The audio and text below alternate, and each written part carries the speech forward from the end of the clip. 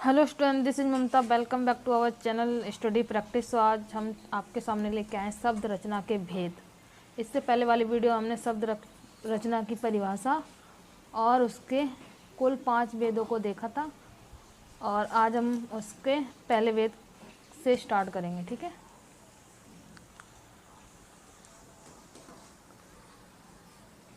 जिसका नाम है रचना के अनुसार सार्थक शब्द। ठीक है, रचना के अनुसार सार्थक शब्द।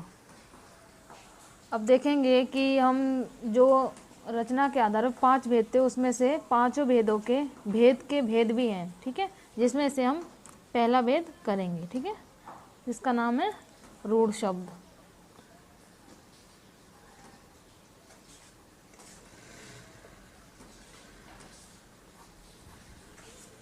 करेंगे पहला भेद, ठीक है, जिसका नाम है रूढ़ शब्द।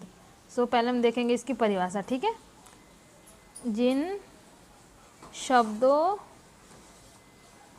का विभाजन नहीं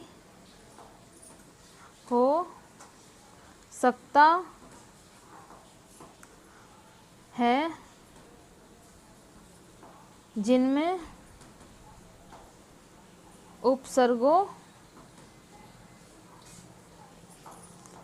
का प्रयोग नहीं होता है, उसे रूढ़ शब्द कहते हैं। ठीक है, हमने क्या पढ़ा? रचना के अनुसार सार्थक शब्दों में से पहला जो भेद है उसका रूढ़ शब्द है, जिसकी परिभाषा है जिन शब्दों का विभाजन नहीं हो सकता है या जिसमें उपसर्गों का प्रयोग नहीं होता है, उसे हम क्या कहते हैं? उसे हम रूढ़ शब्द कहते हैं। ठीक है, हम इसके कुछ उदाहरण देखेंगे।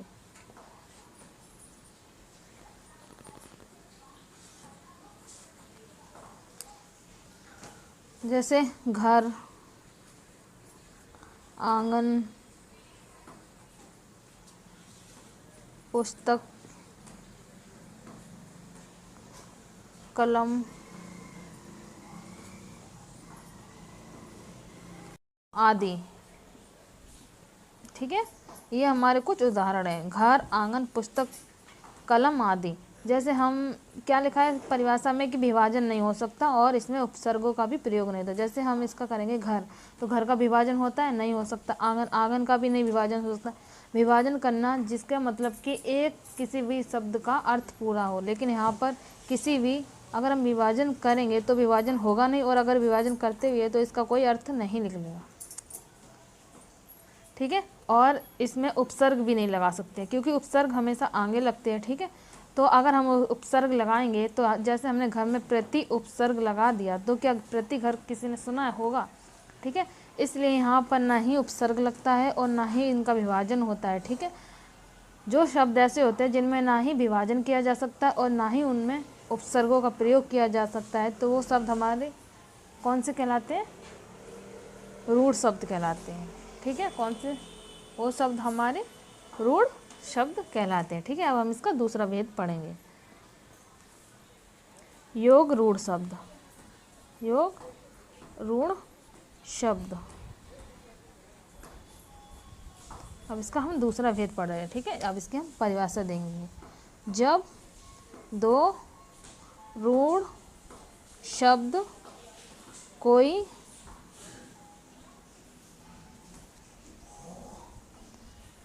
तीसरा अर्थ देते हैं तो उन्हें योग रूढ़ शब्द कहते हैं। ठीक है, अब इसमें क्या दे रखा है इस परिभाषा में कि जब दो रूढ़ शब्द कोई तीसरा अर्थ देते हैं तो उन्हें हम क्या? योग रूढ़ शब्द कहते हैं। ठीक है, अब हम देखते हैं कि कैसे तीसरा अर्थ। ठीक है, उदाहरण।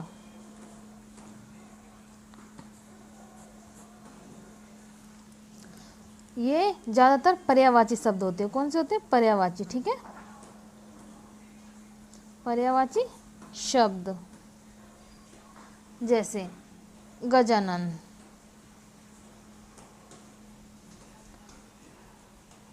दशानन, लंबोदर,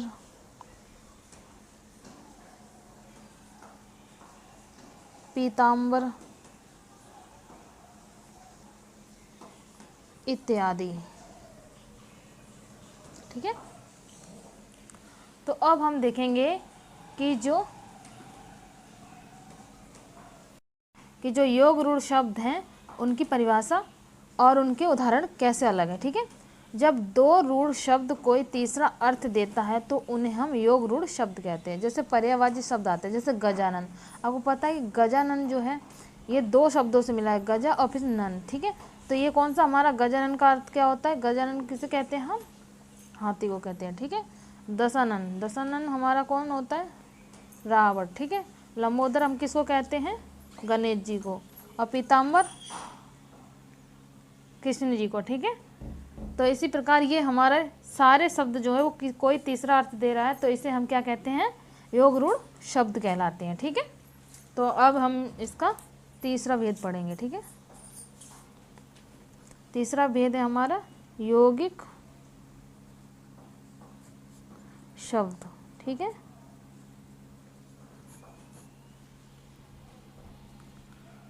अब हम इसकी परिभाषा पढ़ेंगे। जब दो रूढ़ शब्द आपस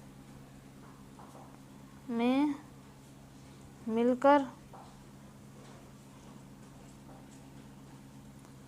कोई तीसरा अर्थ नहीं देते हैं बल्कि उसी शब्द से संबंधित अर्थ देते हैं, उन्हें यौगिक शब्द कहते हैं। ठीक है, उन्हें हम क्या कहते हैं? यौगिक शब्द कहते हैं। ठीक है, सो अब हम इसके उदाहरण देखेंगे। ठीक है, उदाहरण,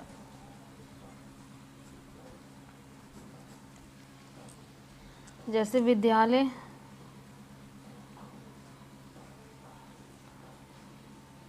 पुस्तकालय,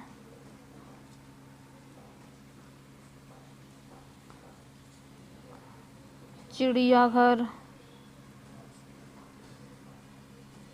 सवार आदि। अब आप देखेंगे कि इसकी परिभाषा में हमने क्या पढ़ा था।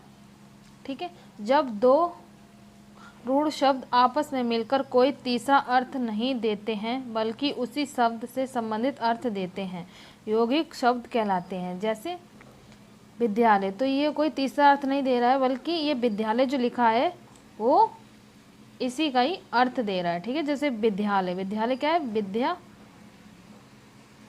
जहाँ हमें विद्या मिलती है। ठीक है, पुस्तकालय, पुस्तक रखने का घर, चिड़ियाघर यानी जो चिड़िया का घर होता है। ठीक है, सवार यानी जो कोई सवारी करता है। ठीक है, उसे हम क्या कहते हैं? सवार। ठीक है, सो अब हम देखेंगे यौगिक शब्द क्या होते हैं। ठीक है, जब दो रूढ़ शब्द आपस में मिलकर कोई तीसरा अर्थ नहीं देते हैं बल्कि उसी शब्द से संबंधित अर्थ देते हैं, उन्हें यौगिक शब्द कहते हैं। ठीक है, अब हम इसके उदाहरण देखेंगे। ठीक है, विद्यालय, विद्यालय का मतलब क्या है? विद्यालय यानी विद्या का घर। ठीक है, जहाँ पे हमें विद्या प्राप्त होती है। पुस्तकालय यानी पुस्तक रखने का आलय। ठीक है, चिड़ियाघर, जहाँ पे पशु पक्षियों का घर होता है। सवार यानी, सवार का मतलब कि हम कोई भी सवारी करते हैं। ठीक है, जैसे घुड़सवार।